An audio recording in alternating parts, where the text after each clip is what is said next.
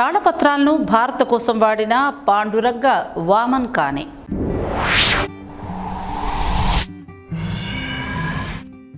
తాళపత్రాలు మన హైందవ సనాతన ధర్మానికి మన పెద్దలు మిగిల్చిన ఆఖరి ఆస్తులు.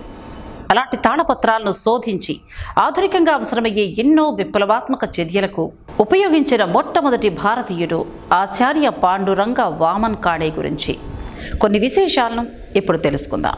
ఆచార్య పాండురంగ వామన్ కానే ఈయన 1980 నుంచి 1972కు చెందినవారు. మహారాష్ట్రకు చెందిన ప్రముఖ భారతీయ చరిత్రకారుడు, సంస్కృత పండితుడు మరియు ఉపాధ్యాయుడు కూడా. 1963లో ఈయన భారతరత్న పురస్కారానికి కూడా ఎంపికయ్యారు. ఈయనకు మహామహోపాధ్యాయ అనే బిరుదు కూడా ఉంది. హిస్టరీ ఆఫ్ ధర్మశాస్త్ర ఈయన రచించిన ప్రఖ్యాత గ్రంథం. ఈ పుస్తకం కోసం ఈయన శతాబ్దాలుగా వెలువడిన అనేక తాళపత్ర గ్రంథాల్ని పరిశోధించడం కూడా జరిగింది. Asiatic society of Bombay, Bhandarkar oriental research institute లాంటి సంస్థల్లో ఉన్న వనరులకు ఇందుకోసం వాడుకున్నారు. హిస్టరీ ఆఫ్ ధర్మశాస్త్ర, ధర్మశాస్త్రం చరిత్ర అను ఉద్గ్రంథాన్ని రచించినందుకు డాక్టర్ కానే పేరును పొందారు. Ancient and medieval religions and civil law in India అంటే భారతదేశమునందలి ప్రాచీన మధ్య తరపు మత విశ్వాసాలు మరియు వ్యవహార చట్టము అను ఉపశీర్షికతో ఈ పుస్తకం ప్రచురించబడింది. శతాబ్దాలుగా వెలువడిన పలు తాళపత్ర గ్రంథాలు మొదలు పుస్తకాల వరకు పరిశోధించిన డాక్టర్ కానే ఈ పుస్తకం ద్వారా భారతదేశం ఎందలి ప్రాచీన మధ్య తరాలలో న్యాయవర్తన యొక్క పరిణామక్రమం గురించి తెలియచేయడం జరిగింది. Asiatic society of Bombay, Bhandarkar oriental research institute వంటి ప్రఖ్యాత సంస్థలలో లభ్యమైన వనరుల్ని డాక్టర్ కానే తన పరిశోధనలో ఉపయోగించుకున్నారు. 6500 పుటల పైబడి ఉన్న ఈ గ్రంథం 5 సంపుటుల్లో ప్రచురితమైంది. మొదటి సంపుటి 1930లో ప్రచురింపబడగా చివరి సంపుటి 1962లో ప్రచురింపబడింది. ఈ గ్రంథం విషయ వైశాల్యం, లోతైన పరిశోధనలకు పేరు పొందింది.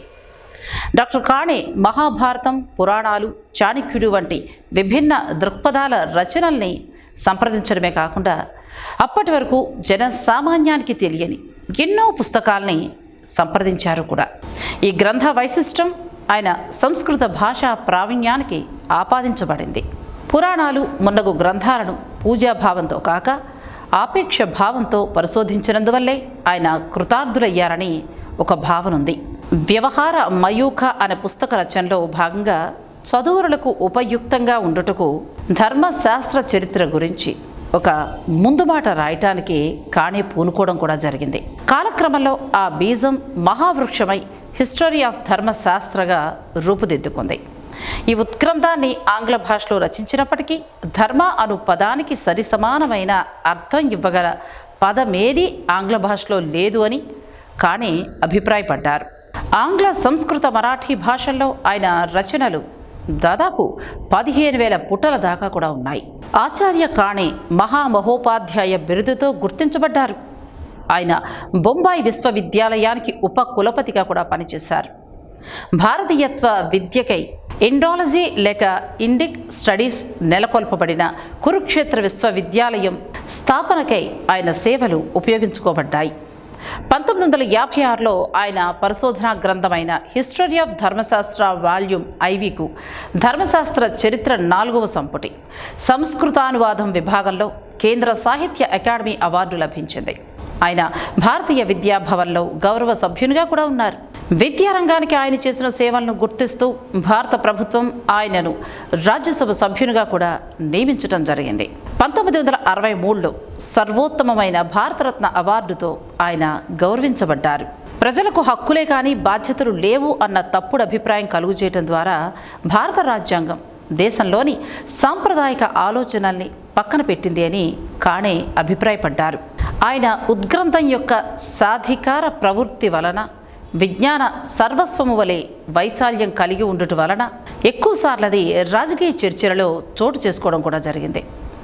అటువంటి ఒక సందర్భం అటల్ బిహారీ వాజ్పేయి ప్రభుత్వ హయాంలో చోటు చేసుకుంది. ప్రాచీన భారతీయులు గోమాంసం భుజించేవారా లేదా అనే అంశంపై 2 వర్గాల వారు తమ వాదనను బలపరుచుకోవడానికి కానే పుస్తకాల్లోని వివిధ భాగాలను ఉటంకించారట. సాంప్రదాయకంగా హిందువులు ఆవులను గోమాతగా పూజించడం వలన గోమాంసం వారికి నిషిద్ధం. అందువలన ఈ వాదోపవాదాలు ఎక్కువ ప్రాముఖ్యతను సంతరించుకోవడం జరిగింది. అలాగే ఇంకొక సందర్భంలో యజ్ఞోపవీత ధారణ అవకాశము నేడు కేవలం పురుషులకే లభ్యమైనప్పటికీ పూర్వకాలంలో మహిళలు కూడా యజ్ఞోపవీతాన్ని ధరించేవారా లేదా అనే అంశం మీద కూడా కాణే రచనల్ని ప్రామాణికంగా తీసుకుని వాదన కొనసాగించడం జరిగింది. ఇక 1974లో కాణే జ్ఞాపకార్థంగా ప్రాచ్య శాస్త్ర విద్యలో అంటే ఓరియంటల్ స్టడీస్ పరిశోధనను పెంపొందించి ప్రోత్సహించి పోషించే నిమిత్తం ఆసియాటిక్ సొసైటీ ఆఫ్ బాంబే వారు Mahamahopadhyaya doctor PV Kane institute for post graduate studies and research అంటే మహామహోపాధ్యాయ డాక్టర్ పివి కాణే స్నాతకోత్తర విద్య మరియు పరిశోధన సంస్థను నెలకొల్పడం జరిగింది. అంతేకాక ప్రతి 3 సంవత్సరాలకు ఒక మారు వైదిక ధర్మశాస్త్ర అలంకార సాహిత్యాలలో విశేష కృషిని కనబరిచిన ఒక పరిశోధకునికి మహామహోపాధ్యాయ డాక్టర్ పివి కాణే స్వర్ణ పథకం ఇవ్వబడుతోంది ఈ రోజు వరకు. అలా ఆనాటి పెద్దలు మన కోసం పొందుపరిచిన జ్ఞానాన్ని పరదేశీయులు తస్కరించి వారి వారి పనులకు వాడుకుంటున్న సమయంలో మన జ్ఞానం మనకి చెందాలి అని ఆలోచించి ఎన్నో రకాల ఆధునిక సైన్స్ మరియు తాత్విక సిద్ధాంతాలను వాడిన ఈ మహోన్నత వ్యక్తికి ఈ విశ్లేషణ ద్వారా మనవంతు నీరాజనాలను తెలుపుదాం. ఇలాంటి మరుగున పడిపోయిన మహామేధావుల గురించి తెలపడానికి మా ఐకాన్ కుటుంబం నిరంతరం శ్రమిస్తూనే ఉంటుంది. అందుకు మీ వంతు సహాయంగా మీ అభిమానాన్ని లైక్స్ ఇంకా షేర్స్ రూపంలో తెలియజేయాల్సిందిగా మా మనవి.